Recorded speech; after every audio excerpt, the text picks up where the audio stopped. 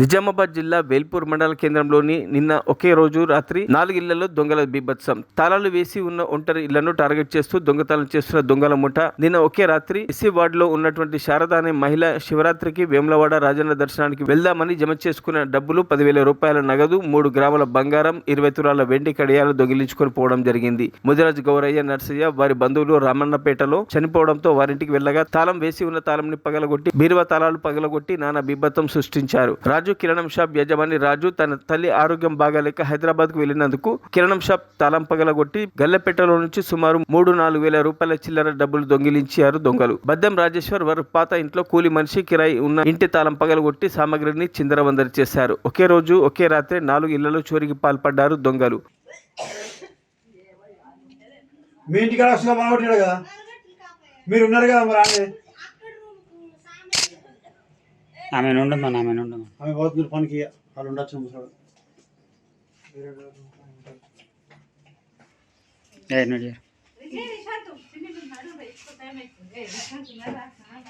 ఇట్లానే ఉండేనా?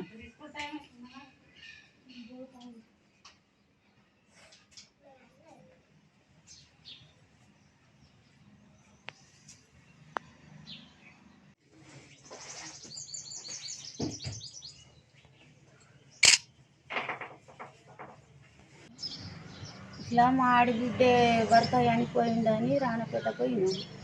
ఇక 3 వద్దులు పోయితే మరి ఇల్లు పోయి రావాలనగానే పొద్దుకొచ్చినాం. పొద్దుకొచ్చి మళ్ళీ కొంచెం కూర్చుండి పోయినాం. మళ్ళీ వచ్చేటోళ్ళకి ఇక తెల్లారి ఈ కవర్ తాళం బాల కొట్టిండ్రు అని అడిగిండ్రు.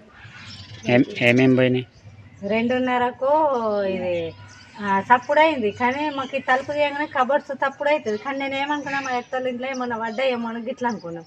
కానీ ఇక 3-3:30 అవుతుంది. బీరువా సప్పుడైంది.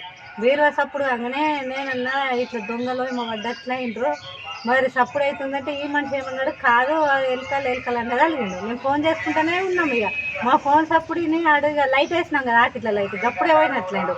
మా బావ కావచ్చు అని మేము అంటున్నాం. కుక్కలు నొరుగుతున్నాయి ఆల్రెడీ ఆడు పోతుండు గప్పుడే. ఇక ఏమేమి పోయినాయి? కాదు బీరువాల అన్ని పడేసి ఏం లేవు, ఇక పోలేవు. ఇక ఏం పోలేవా? వస్తువులు ఉన్నట్లే ఉన్నాయి. మరిన్ని అప్డేట్స్ కోసం మా ఛానల్ని సబ్స్క్రైబ్ చేయండి.